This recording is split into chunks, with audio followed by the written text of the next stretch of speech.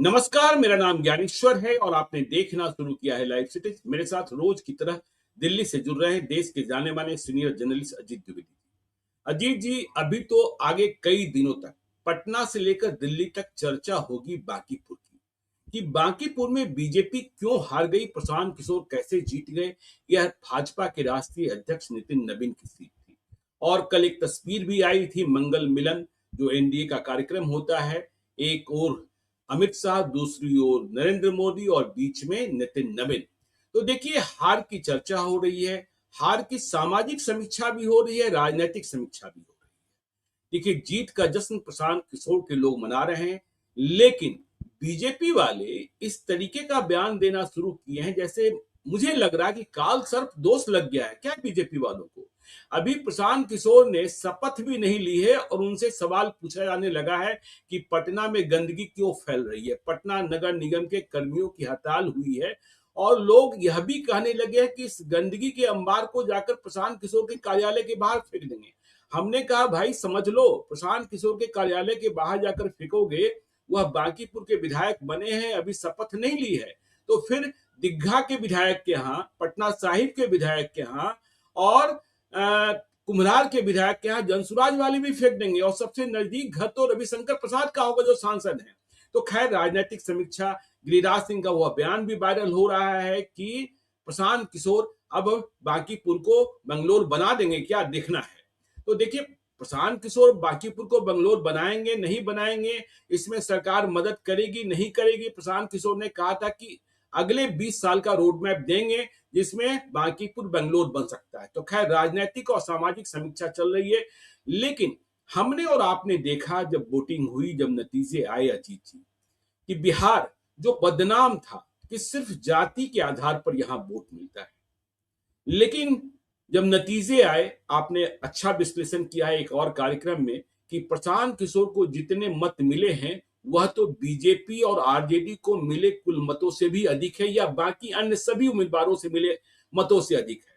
तो यह इस बात का संकेतक है कि जो जातियां आपस में दुश्मनी का भाव रखती थी, यह दुश्मनी खत्म हो गई और नई दोस्ती हुई। और देखिए, जब जातियां टूटती हैं, सामाजिक राजनीतिक विश्लेषक जानते हैं कि परिवर्तन हो जाता है। अमूल के बटर में सभी जातियां जो विसंगतियां थी वह घुल मिल गई। और बड़ा सवाल तो यह है कि प्रशांत किशोर की जो यह बड़ी जीत है, उसमें यादवों का योगदान है, मुसलमानों का योगदान है, सवर्णों का, गैर काय सवर्णों का योगदान तो है। तो यादवों की बात हम लोग चुनाव के दिन से ही कर रहे हैं, चुनाव के पहले से कर रहे हैं कि उनका जो वोट है वह सत्यनारायण भगवान के प्रसाद की तरफ बट गया और बटा भी। ऐसा नहीं है कि सिर्फ मत प्रशांत किशोर को मिले हैं यादवों का, हाँ, अधिक मत प्रशांत किशोर को मिले हैं। यदि न मिले होते तो आरजेडी की जमानत जब्त नहीं होती। भाजपा को भी मिले हैं और राजद को भी मिला है, तभी तो 14,000 वोट आए। कोई वैश्य का मत थोड़े है रेखा गुप्ता को, मुसलमानों ने तो झटका ही दे दिया।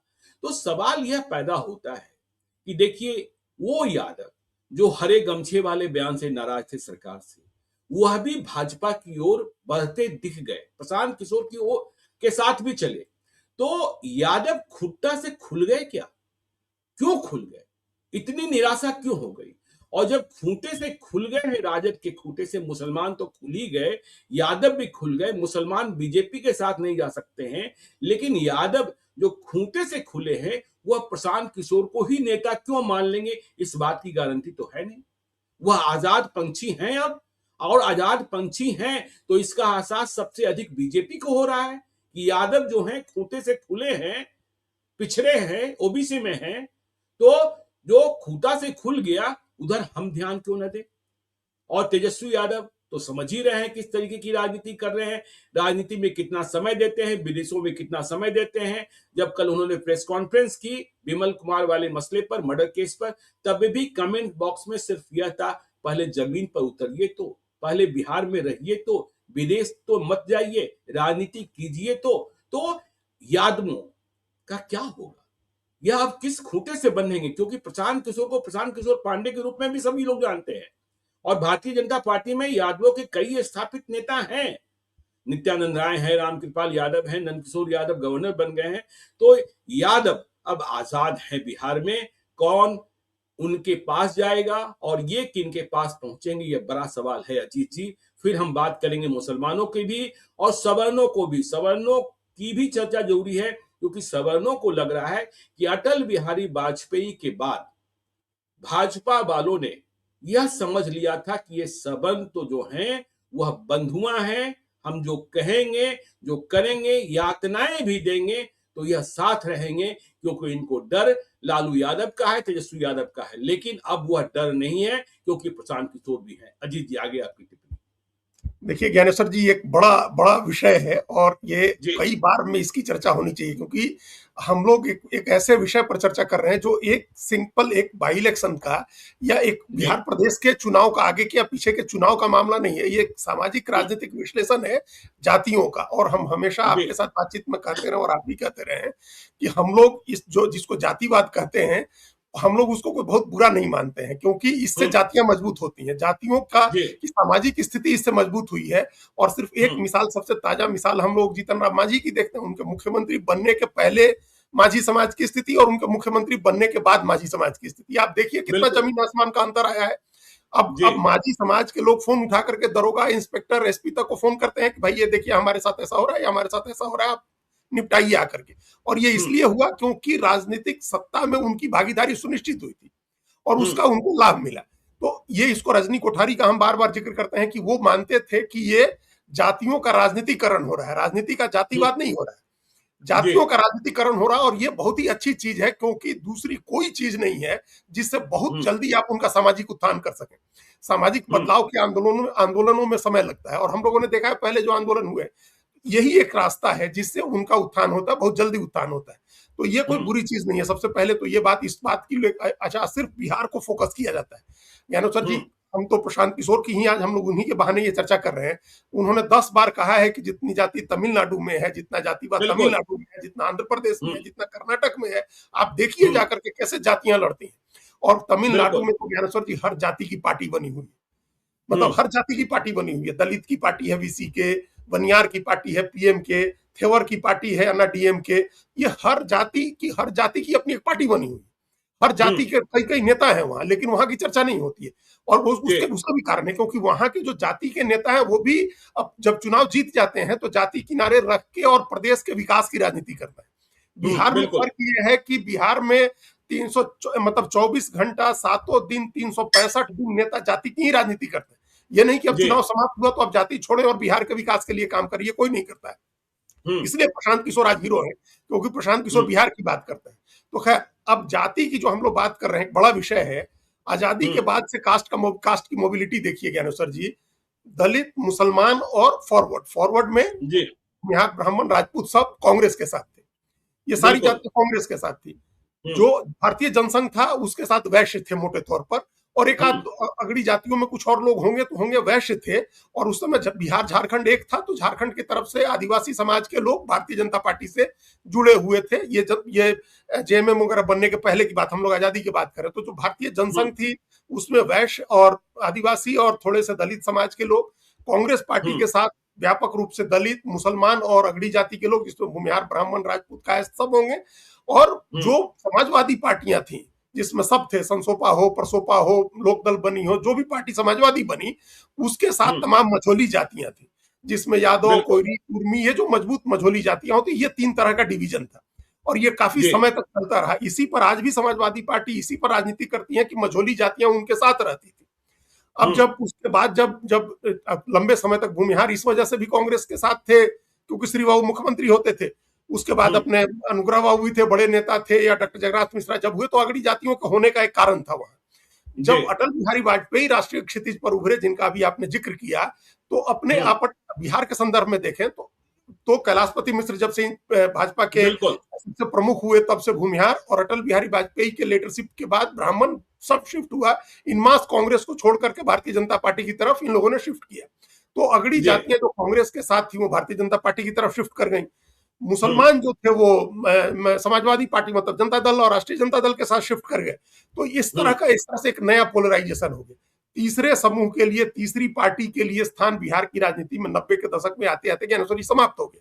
वहां बिल्कुल। कोई जगह नहीं बनी, और तभी मजबूरी में 10 साल तक कांग्रेस ने कोशिश की थी 90 से 2000 तक कि हम हम्म। अपना वोट वापस लौटा के ले आए, किसी समय तो वापस लौटेगा, ये कोशिश की थी भाई। 90 में तो बिल्कुल। 92 एमएलए जीते थे उनके, 72 एमएलए जीते थे 90 में। तो ये कोशिश जब कामयाब नहीं हुई तो अल्टीमेटली कांग्रेस ने सरेंडर किया और लालू यादव के साथ चली गई। तो ये दो ध्रुवीय राजनीति हो गई। एक तरफ बीजेपी के साथ नीतीश कुमार, उन्होंने मझोली जातियां, फिर उन्होंने कास्ट को अलग अलग बाइफरकेट किया, ये भी हम लोग जानते हैं। उन्होंने पिछड़ा अति पिछड़ा बनाया, दलित महादलित बनाया, जो कर्पूरी ठाकुर का फॉर्मूला था पिछड़ा वाला। तो ये करके एक राजनीतिक रूप से एक नया समीकरण बनाया। मोटे तौर पर बाइपोलर हो गई पॉलिटिक्स कि एक तरफ अगड़ी जातियां प्लस मझोली जातियां, जो ईबीसी का बनाया था वो सब एक तरफ, मुसलमान और यादव एक तरफ बच गए जो आरजेडी के साथ रहे। ये राजनीति हम लोग देख रहे हैं 2000 के बाद से अभी तक देख रहे थे। ये पिछले 26 साल से यही राजनीति चल रही है, और इसी राजनीति पर 20-21 साल से राज चल रहा है भारतीय जनता पार्टी और जनता दल यू। अब डिसरप्टर के रूप में, एक डिसरप्टर के रूप में जो डिसरप्ट कर देता है, चीजों को छिन्न भिन्न कर देता है, उस छिन्न भिन्न करने वाले व्यक्ति के रूप में प्रशांत किशोर का उदय हुआ है बिहार की राजनीति में। उन्होंने सारे जाति का जो भी समीकरण बनाया हुआ है वो उन्होंने ध्वस्त करना शुरू कर दिया, और इसमें उनको कामयाबी इसलिए मिल गई। पिछले चुनाव में कामयाबी इसलिए नहीं मिली थी क्योंकि ये समीकरण बनाने वाला, इसको क्राफ्ट करने वाला व्यक्ति राजनीति कर रहा था। नीतीश कुमार राजनीति कर रहे थे, लालू यादव भी एक हद तक सक्रिय थे, तो दोनों के समीकरण को प्रशांत किशोर नहीं तोड़ पाए। न यादव मुसलमान को तोड़ पाए और न जेडीयू बीजेपी का समीकरण था इसको तोड़ पाए। उनको जो वोट मिला था 3.4%, ये उनके गुडविल का वोट था, ये उन आकांक्षी युवाओं का वोट था, आदर्शवादी लोगों का वोट था जो किसी भी समय जाति को नहीं मानते हैं। हम लोग ऐसे लोगों पर चर्चा कर चुके हैं चुनाव के समय कि बिहार में हमेशा 22% वोट अन्य को जाता था, तो उसी में से कुछ वोट इनको मिल गया था वो, क्योंकि नीतीश कुमार उस समय थे। अब जब ये नीतीश कुमार वैसे ही सीन से हटे हैं, अभी वो है मतलब राज्यसभा में भी हैं, लेकिन अब उनकी सक्रियता नहीं है राजनीति में उस तरह से जैसे पहले थी, और लालू यादव भी नेपथ्य में है। तो अब इसका फायदा मिला प्रशांत किशोर को कि उन्होंने ब्रेक कर दिया उस जो इतने दिनों से जो समीकरण चला आ रहा था। और ये ब्रेक होता है, जैसा हम लोगों ने कहा कि आजादी के बाद से चलता हुआ समीकरण 90 में आकर के टूटा, फिर जो समीकरण के बाद बना वो समीकरण अब जाकर के टूटना शुरू होगा। इसकी शुरुआत बांकीपुर से हो गई है। तो अब ये बैकग्राउंड था, हम जो बता रहे थे कि जातियों के समीकरण टूटते हैं, कोई ऐसी रिजिडिटी नहीं होती है, कोई ऐसी जड़ता नहीं होती है। कास्ट में तो जितनी मोबिलिटी है ज्ञानेश्वर जी, और वो हमको ये अच्छा लगता है कि अपवार्ड मोबिलिटी है। कहने को भले आज की तारीख में तो भूमिहार के एक एमएलए खड़े होकर के कह रहे थे कि हमको एसटी में डाल दीजिए, तो ये डाउनवर्ड मोबिलिटी नहीं होती है कास्ट की। ज्ञानेश्वर जी, आप हिस्ट्री आप भी पढ़ते हैं, काफी किताबें जो रात में आप भी पढ़ के ही सोते हैं। कास्ट की डाउनवर्ड मोबिलिटी नहीं होती। भले आज मराठे कहे कि हम ओबीसी में हो गए, जाट कहे कि हम ओबीसी में हो गए, सब हो गए तो गए आप ओबीसी में, लेकिन डाउनवर्ड मोबिलिटी नहीं होती। आप ऊपर ही जाते हैं, नीचे नहीं जाते हैं। जातियां समृद्ध हो रही हैं, सामाजिक रूप से, शैक्षणिक रूप से, आर्थिक रूप से समृद्ध हो रही हैं, तो ये उनका बंधन टूटता ही है। उनमें मोबिलिटी होती है तो वो टूटेंगे। अब प्रशांत किशोर को इसका लाभ मिल गया कि जो पहले वाले चेहरे थे सब हट गए, और नई पॉलिटिक्स में, नए जमाने में जहां कम्युनिकेशन का नया मीडियम है, जहां सोसाइटी को समझने के नए तरीके, नए फॉर्मूले डेवलप हो रहे हैं, उसमें उन्होंने आकर के डिसरप्टर का काम किया है। और उन्होंने आरजेडी का मुसलमान यादव भी भंग कर दिया, उन्होंने बीजेपी का अगड़ा भी भंग कर दिया, उन्होंने बीजेपी जेडीयू का ईबीसी भी भंग कर दिया, उन्होंने सारे समीकरण भंग कर दिए। अब बिल्कुल नए सिरे से सारी चीजें बनेंगी। अब एकदम कास्ट का नया रीअलाइनमेंट होगा, पार्टियों का रीअलाइनमेंट होगा, कास्ट का भी नया रीअलाइनमेंट होगा। अब आप जो कह रहे थे कि अब यादव सबसे पहले सबसे ज्यादा, तो उसी की चर्चा होती है बिल्कुल कि यादव कहां जाएंगे। 14% आबादी है, सबसे बड़ी एक जाति की आबादी अगर आप कहें तो यादव की है, 14% आबादी है। वो कहां जाएंगे? देखिए, इनको एक तो इस बात पर हम लोग टुकड़ों में पहले चर्चा की है, समग्रता में आज चर्चा हम लोग कर रहे हैं। एक तो सबसे पहले ये समझना होगा कि उनको अब ये बात समझ में आ रही है कि अब वो सत्ता से दूर होते जा रहे हैं, सत्ता के नजदीक आने के चांसेस। बीच में 17 महीने के 2 मौके मिले उनको, लेकिन वो भी पता था कि वो बाई चांस है। वो जान रहे हैं कि वो एक योजनाबद्ध तरीके से अपने हक से जो मिलना चाहिए वो नहीं मिल रहा है, तो हक से सत्ता कैसे मिलेगी। वो देखिए, उनके दिमाग में कहीं ना कहीं होगी कि भारतीय जनता पार्टी ने एक कोशिश की थी 2015 के चुनाव में, 2014-15 में एक कोशिश की थी उनको अपने साथ जोड़ने की। उस समय उनको लग रहा था कि उनको लग रहा था कि लालू यादव जब से राजनीति शुरू की है तब से सबसे लोएस्ट मार्क्स पर है। उस समय उनको 22 एमएलए थे, और 22 जी। एमएलए थे, तो लग रहा था कि एमपी भी हमको लगता है कि 2-4 थे शायद। हाँ, 2 या हुँ, 4 थे, 4 ही थे।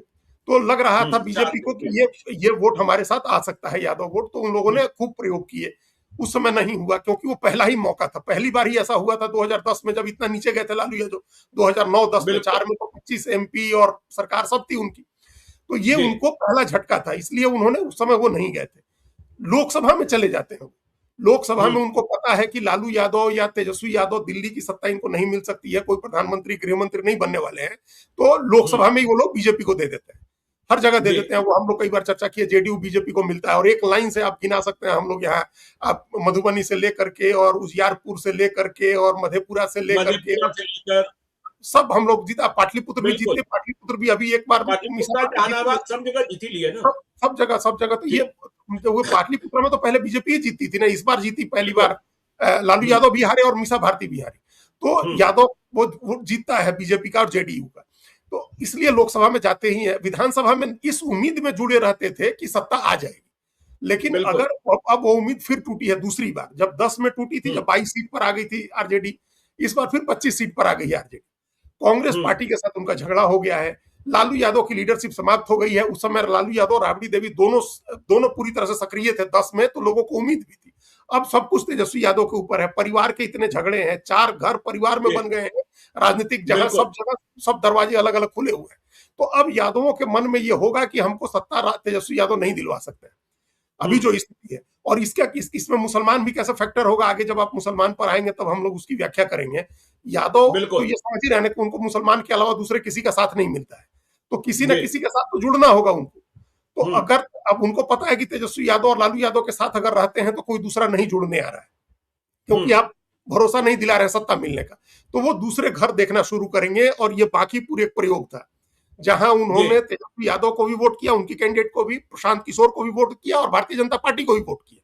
और भारतीय बिल्कुल। जनता पार्टी को ये कह के वोट किया। भारतीय जनता पार्टी के नेता गए, और आप ही एक दिन पूरा किस्सा बता रहे थे नित्यानंद राय का, कि कैसे उन्होंने जी, जाकर लोगों से कहा कि भाई, जब आपको बिल्कुल। वहां नहीं मिल रही है सत्ता, वहां कुछ नहीं मिल रहा है, तो इधर आइए, हम लोग जी, देंगे। और नित्यानंद राय तो गृह राज्य मंत्री हैं, वो हुँ, अमित शाह के डिप्टी हैं, तो इसका भी जी, मैसेज यादव में था। तो ये एक मैसेज है कि मोहन यादव को वहां मुख्यमंत्री बना रखा है ना। इतने विवाद हो गए, जमीन का विवाद हुआ, अभी दतिया हार गए, तब भी मोहन यादव पर समर्थन है सरकार, मतलब बड़े नेताओं का बिल्कुल। बीजेपी। तो वो ऐसा नहीं है कि अनदेखी कर रहे हैं। ये मैसेज हुँ, जैसे ही होगा, वैसे बीजेपी, वो यादव को अगर ये लग गया कि मुसलमान भी साथ छोड़ रहा है, अगड़ा या दूसरा कोई पिछड़ा या अति पिछड़ा साथ में नहीं आता है, तो फिर हम हुँ, लोगों को नया घर खोजना होगा जहां से सत्ता में हमारी हिस्सेदारी हो सके। अभी सबसे जी, महत्वपूर्ण हर जाति के लिए ज्ञानेश्वर जी यही है कि हुँ, पावर स्ट्रक्चर में आपकी हिस्सेदारी होती है कि नहीं, आपकी साझेदारी होती है कि नहीं, आपको जगह बिल्कुल। मिलती है या नहीं पावर स्ट्रक्चर में। इस जी, पावर स्ट्रक्चर में जगह नहीं है। आप ये तय मान के चलिए, विजेंद्र यादव हैं, चूंकि नीतीश कुमार के साथ उनका एक समय अच्छा जी, निजी बिल्कुल, संबंध, उनकी बिल्कुल। वजह से वो चल रहे हैं। नहीं तो हुँ, सत्ता में हिस्सेदारी नहीं मिलेगी। तो हुँ, अल्टीमेटली फिर यादवों को ऐसी जगह खोजनी होगी जहां से उनको सत्ता में हिस्सेदारी मिल सके। और वो हुँ, प्रशांत किशोर भी हो सकते हैं, वो भारतीय जनता पार्टी भी हो सकती है, वो कांग्रेस पार्टी भी हो सकती है, वो कोई भी पार्टी हो सकती है। चूंकि इतने जी, मोर्चे यहाँ बनने वाले हैं बिहार में, अब जो हमने कहा ना, कास्ट के रीअलाइनमेंट के साथ साथ पार्टियों का भी रीअलाइनमेंट होगा। अब ना पहले वाला बिल्कुल। एनडीए रहना है। अभी साल 2 साल की बात हम लोग नहीं कर रहे हैं ज्ञानेश्वर जी। जी, 29 और 30 के चुनाव के पहले हो सकता है कि ये जो एनडीए है, ये एनडीए भी नहीं रहे। हो सकता है जो हुँ, इंडिया ब्लॉक है, महागठबंधन रहे, वो भी न रहे। ये सब में हुँ, बिखराव हो, इसकी पार्टी उसमें, उसकी पार्टी उसमें, उसकी पार्टी उसमें जाए, ये सब चीजें होंगी। तो बिल्कुल, उसके बिल्कुल। लिए वो यादव देखिए अजीत जी, मुझे कांग्रेस पार्टी के एक बड़े नेता ने कल रात को फ़ोन कर कहा कि वह इस बात की माँग रखेंगे इंडिया ब्लॉक के भीतर कि जब कभी इंडिया ब्लॉक की बैठक हो, तो उसमें प्रशांत किशोर को बुलाया जाए। देखिए, तो अभी से शुरू कर दिया कांग्रेस ने, तो कांग्रेस तो जी, कर ही रही है। कांग्रेस ने शुरू बिल्कुल। कर दिया, और हुँ, एकदम सेम वोट को एड्रेस कर रहे हैं प्रशांत किशोर। एड्रेस में भले खुल के नहीं कर रहे हैं, सटल तरीके से। वो उनकी राजनीति नहीं है कि वो कास्ट को की आइडेंटिटी को लेकर के वोट मांगने जाए, लेकिन हुँ, मुसलमान, दलित और अगड़ा, यही तो जी, है समीकरण। यही तो बीजेपी, जिसकी हमने बात की, बिल्कुल। आजादी के बाद बीजेपी का कांग्रेस का ही समीकरण चला आ रहा था। तो हुँ, उस समीकरण को कर भी रहे हैं। कांग्रेस को भी लग रहा है, कांग्रेस ने एक समय कहा था, और कांग्रेस ने एक समय इनके सामने ऑफर था, जब जब कांग्रेस को टेक ओवर करने की बात प्रशांत किशोर कर रहे थे, तो एक हुँ, ऑफर था कि आप बिहार चले जाइए, बिहार को संभालिए। इनके एक जी बहुत ही क्लोज फ्रेंड जिनके साथ ये दिल्ली में रहे, जिनके साथ इन लोगों ने अपना बिहार की राजनीति और दिल्ली के उसमें सब शेयर किया साथ में, उनसे हमने पूछा था तो उन्होंने कहा था कि भाई प्रशांत किशोर को बिहार का मुख्यमंत्री बनने थोड़े आए हैं राजनीति में, मतलब प्रशांत बिल्कुल। किशोर की महत्वाकांक्षा बिहार के मुख्यमंत्री से बहुत बड़ी है। लेकिन जी उनको एकदम से वो समझ में आ गया कि एकदम वो जो बीच में गर्म रोटी तोड़ने वाली है वैसा नहीं होगा, पहले किनारे किनारे से अपनी किलेबंदी करनी होगी। तो पहली हम्म किलेबंदी वो बिहार की कर रहे हैं और उसमें उनको पहली सफलता मिल गई है। उनको पहली ही सफलता की दरकार थी। तो कांग्रेस जी उनको साथ लेकर के चलने को तैयार हो जाएगी। फिर और भी पार्टियां आएंगी और भी नेता आएंगे ज्ञानेश्वर जी, जिनको हम्म उम्मीद होगी कि ये सत्ता दिला सकते हैं। उसी में कास्ट का इक्वेशन जैसे टूटा, जैसे आज हम लोग देख रहे हैं ना कि अगली जातियां बीजेपी को छोड़ करके और खुलेआम कह के कि हम छोड़ रहे हैं आपको, हम आपको वोट नहीं करेंगे, हम आपके बंधुआ नहीं है, बिल्कुल आपके गुलाम नहीं बिल्कुल। है, ये कह के हम्म प्रशांत किशोर को वोट किया है। अब भले हम्म इसकी व्याख्या बीजेपी के नेता यहाँ ये बैठ के कर रहे हैं, आपको भी ऐसे लोग मिले ही होंगे, ये कर रहे हैं कि वो तो ब्राह्मण है। अच्छा, हम्म। आधा बिहार तो उनको भूमिहार समझता है, तो वो कहते जी हैं कि ब्राह्मण भी है भूमिहार भी है, तो ये उनको वोट दे दिया भूमिहार ब्राह्मणों ने 6-6.5% तो वोट यही है, 6.5%। और जी राजपूत अपने कारणों से नाराज थे तो उन्होंने भी वोट दे दिया। कायस तो मोटे हम्म। तौर पर गया है नीरज सिन्हा को। तो बीजेपी ये के साथ जी वो जाति के थे, उस जाति के थे, बड़े आदमी हैं, इसलिए उनकी जाति का मिल गया वोट, उनके हम्म। दूसरे कैंडिडेट को नहीं मिलेगा, ऐसा एक तो ये कह रहे हैं। और दूसरा कह रहे हैं बिल्कुल कि अगर ये इसका बहुत हल्ला मचा कि ब्राह्मण भूमिहार उनको वोट करता है, राजपूत उनको वोट करता है, तो पिछड़ी जातियों के वोट पोलराइज होंगे भारतीय जनता पार्टी की तरफ। जब हमने काउंटर किया कि भाई इस बार तो पिछड़ी और अति पिछड़ी जाति के लोग भी उनको वोट किए हैं, इसका जी क्या कहना, बिल्कुल। इसका कोई जवाब नहीं है। लेकिन ये हम्म। बहाने खोजे जा रहे हैं, तर्क गढ़े जा रहे हैं कि कैसे, जैसे आपने अमित मालवीय वाला तर्क देखा ही होगा, जिन्होंने बिल्कुल पिछड़ी देखा हमने। हाँ कि हमारे वोटर निकले ही नहीं। अरे आपके वोटर निकले नहीं तो किस काम के वोटर है भाई? हाँ हाँ किस काम के वोटर है? और वो कह रहे हैं अधिक नुकसान हुआ आरजेडी को। अरे हाँ भाई आप अपना नुकसान देखिए ना। और आप देखिए अजीत जो कह रहे हैं कि जातियां थी, उन्हें भूमियार का वोट मिल गया, ब्राह्मण का वोट मिल गया और ठाकुरों का वोट मिल गया। मुझे फिर से 1977 का चुनाव याद आता है, लोकसभा का चुनाव। जो कह रहे हैं कि प्रशांत किशोर को मिल गया, उनके उम्मीदवार को नहीं मिलेगा। जब परिवर्तन की हवा चलती है, मैं बाढ़ लोकसभा क्षेत्र का निवासी हूं। अब तो वह बाढ़ तो है ही, तो ठीक है। तो बाढ़ लोकसभा क्षेत्र में तब नीतीश कुमार टिकट नहीं ले पाए थे, इंदिरा हटाओ का नारा चल रहा था। और धर्मवीर सिन्हा कांग्रेस के बहुत ही मजबूत नेता हुआ करते थे। अंग्रेजी के बहुत अच्छे ज्ञाता थे, पत्रकार भी रहे थे, उनके पिता भी केंद्र में मंत्री रहे, यह भी केंद्र में मंत्री थे। तो नीतीश कुमार को टिकट नहीं मिला तो टिकट मिल गया एक श्याम सुंदर गुप्ता को। और बाढ़ लोकसभा क्षेत्र की सामाजिक मुनावत ऐसी थी कि वहां या तो कुर्मी या तो यादव, तीसरा कोई इंटर नहीं कर सकता था। तो जब श्याम सुंदर गुप्ता को टिकट मिला जनता पार्टी से, तो लोग जानते ही नहीं थे कि ये श्याम सुंदर गुप्ता है कौन, ये है कौन, कहां से आ गए। तो मालूम हुआ ये कोलकाता में रहते हैं। कभी मतलब 50 साल पहले इनके कोई पुरखे बाहर में रहे होंगे, ये कोलकाता के मेयर हो चुके हैं। उनको पोलिंग एजेंट तक नहीं मिला था जी जी। और जब नतीजे आए तो धर्मवीर सिन्हा कांग्रेस वाले चुनाव हार गए थे। और जिस श्याम सुंदर गुप्ता को कोई नहीं जानता था, जिनके जाति का कोई आधार वोट नहीं था, वह चुनाव जीत गए थे। तो यह मतलब जो आईटी सेल वाले कह रहे हैं, इस भ्रम में न रहें कि जब हवा टूटती है, हवा बहती है नहीं, तो फिर क्या हो जाता है। हाँ, तो वही इसका उसका कोई मतलब नहीं रह जाता। और उन्होंने तोड़ा ना अपने चेहरे पर, पहला जी प्रयोग तो करना, तब पहला प्रयोग तो कोई करता बिल्कुल। है। तो पहला प्रयोग उन्होंने किया, सवर्ण टूटे बीजेपी से, यादव टूटे, मुसलमान टूटे आरजेडी से, पिछड़ी अति पिछड़ी जातियां टूटी बीजेपी से। जो लौकुश का समीकरण इतने इतने इतने प्रेम से नीतीश कुमार ने बनाया था, इतने एहतराम से उसको रखा गया था, वो भी टूट गया। तो आप कहिए बिल्कुल जेडीयू का समीकरण टूट गया, बीजेपी का टूट गया, आरजेडी का टूट गया, आरजेडी का समीकरण, और सबने प्रशांत किशोर को वोट किया है। तो ये एक साबित हुआ इससे कि हर जाति का बंधन टूट सकता है। जाति, कोई भी जाति अब आज की तारीख में किसी एक पार्टी का की बंधुआ नहीं है। और ये बात हम लोग, ये इस फेनोमेनन की चर्चा हम लोग पहले करते आए थे। हम लोगों ने किया था बिल्कुल। ना, पिछले चुनाव में भी किया था, लोकसभा में भी किया था, विधानसभा में भी किया था। और हम लोगों ने आंकड़ों के साथ बताया था कि कैसे भूमिहारों ने वोट दिया मुन्ना शुक्ला को, वो चुनाव हार गए अलग बात है। कैसे भूमिहारों ने बिल्कुल अजीत शर्मा को वोट दिया, कैसे भूमिहारों ने आकाश सिंह को वोट दिया, तो लोगों ने वोट दिया।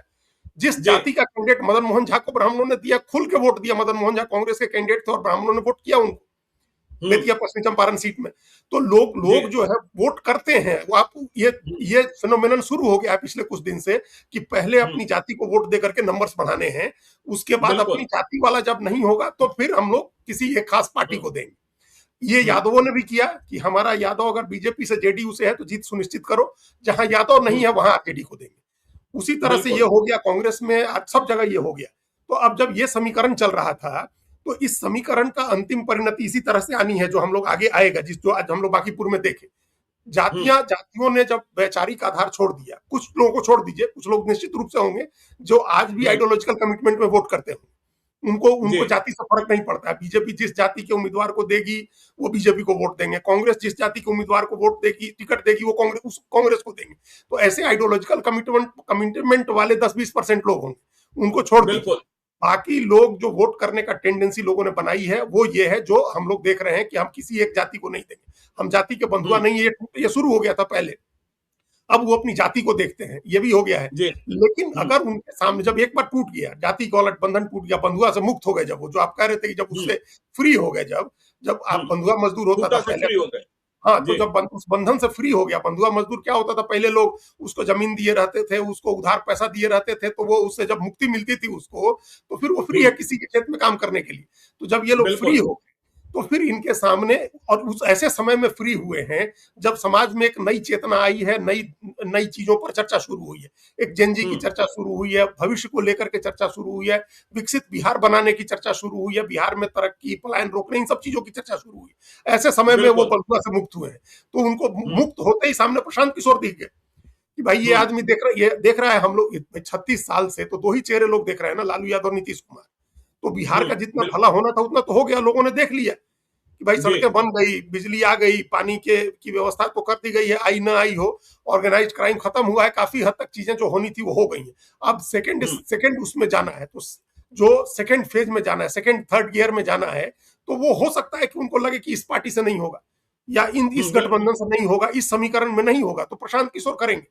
तो ये जो और मुक्त पहचान होने का संकट तो प्रशांत किशोर को है नहीं। देखिए अजीत जी, पहचान का संकट नहीं। मुझे याद है जन सुराज अभियान की शुरुआत हुई थी 3 साल पहले करीब, और मैं पहला इंटरव्यू करने सुबह 7 बजे पहुंचा था शेखपुरा हाउस में। 7:15 में इंटरव्यू शुरू हुआ था। करीब घंटे भर का इंटरव्यू था, और यह जानकर हैरत होगी, आज पहली बार मैं बता रहा हूं कि उस 1 घंटे में जो प्रशांत किशोर का जो पर्सनल नंबर है, उनपे एक जो कॉल आ रहा था जिसे लेकर उनके जो प्राइवेट सेक्रेटरी थे परेशान थे, वह नंबर था मुकेश अंबानी का। और प्रशांत किशोर ने इंटरव्यू से फ्री होते ही सबसे पहली बातचीत कमरे में जाकर मुकेश अंबानी से की थी। तो प्रशांत किशोर को पहचान का संकट नहीं है। देश के लोग भी मुकेश अंबानी को जानते हैं, अडानी को जानते हैं। तो यह तो बहुत बड़ी पूंजी है ना प्रशांत किशोर के पास। है, उनको हर आदमी जानता है। और जो लोग मानते हैं कॉर्पोरेट की बैकिंग चाहिए है, बड़ी पॉलिटिकल बैकिंग चाहिए है, आपको ग्लोबल बैकिंग चाहिए है, पहचान चाहिए, वो सब उनके पास है, उसकी कमी उनको जी। नहीं है। वो सब चीज है, उनको जो चाहेंगे वो जुटा लेंगे, संसाधन जुटा लेंगे, तरीके उनको आते हैं लड़ने के। और वो उससे ज्यादा जो उनकी जो कोर ताकत है वो ये है कि उनकी जो एक जिद है, उनका जो एक जुनून है, उनका जो एकदम जो कंसिस्टेंसी है उनकी पॉलिटिक्स में, एक सोच है कि हम कर सकते हैं। अगर ये किसी बिल्कुल। नेता में ये सोच हो, नहीं तो हम जैसे लोग भी, आप जैसे लोग, जब हम लोग बड़ी उम्मीद देख रहे थे और पिछले हारने के बाद हम लोग निराश हुए थे, लेकिन जी, निश्चित। प्रशांत किशोर की बातों से एक बार भी निराशा नहीं झलकी, क्योंकि उनको उस समय भी यकीन था कि हम कर सकते हैं। ये जो आमतौर पर हम, व्यक्ति 200 करोड़ रुपया डुबा चुका पहले हाँ, चुनाव में, हाँ, बिल्कुल, देखिए हाँ, 240 उम्मीदवार चुनाव लड़ रहे थे, 20-20 लाख रुपए तो पक्के में दिए गए थे सभी उम्मीदवारों को, 48 करोड़ रुपए तो ऐसे ही, और 3 साल से अभियान चल रहा था। तो भाई सोचिए, और उससे कोई निराशा नहीं हुई। कोई, हमने एक बार पूछा भी था, प्रधान ने कहा बुद्धि की कमाई है, बुद्धि भगवान ने दी है, सरस्वती बिल्कुल। ने दिया है, फिर कमा लेंगे। हाँ, और ये अपने लक्ष्य के प्रति एक समर्पण की भी बात होती है और अपने ऊपर भरोसे की भी बात होती है। देखिए, जब आप सोचिए, जब उसने कहा इलॉन मस्क ने कि हम बैटरी से जो है सो गाड़ी चलाएंगे और बैटरी से सारी चीजें करेंगे, उस समय लगता था कि कितनी असंभव सी बात है, कितना फेलियर हुआ, लोगों ने कितनी बार कहा बिल्कुल। उनको कि नहीं होगा, लेकिन उस व्यक्ति ने टेस्ला को सफल बना दिया। जब उन्होंने जी। कहा कि हम डॉकिंग कराएंगे रॉकेट की, हम सैटेलाइट जिससे छोड़ते हैं, तो उसको सैटेलाइट हम्म। छोड़ने के बाद रॉकेट समुद्र में गिर जाता था, वो नष्ट हो जाता था। उन्होंने कहा कि बिल्कुल। हम डॉकिंग कराएंगे और उस रॉकेट को रीयूजेबल बनाएंगे, उसका कई बार यूज होगा। तब भी लोगों ने हंसी उड़ाई करे, ऐसा थोड़े होता है, ऐसा कैसे रॉकेट को आप कैसे डॉक करा दीजिएगा जो सैटेलाइट छोड़ेगा। लेकिन वो व्यक्ति अड़ा रहा, उसने डॉकिंग कराई रॉकेट की। अब तो चाइना ने भी शुरू कर दिया, लेकिन उसने डॉकिंग कराई। उसने कहा कि आप जी। फाइबर ऑप्टिक केबल बिछाते रहिए, हम आसमान से, हम सैटेलाइट से जो है सो इंटरनेट की सर्विस देंगे। और वो सैटेलाइट से इंटरनेट की सर्विस देता है ऐसी जगहों पर जहां कोई केबल नहीं है। ईरान की लड़ाई जी हो या यूक्रेन की लड़ाई हो, उसने कहा कि हम आम आदमी को सब सारे केबल कट के हम सैटेलाइट से आपको इंटरनेट की सेवा देंगे, टेलीविजन दिखवाएंगे, फोन चलाएंगे।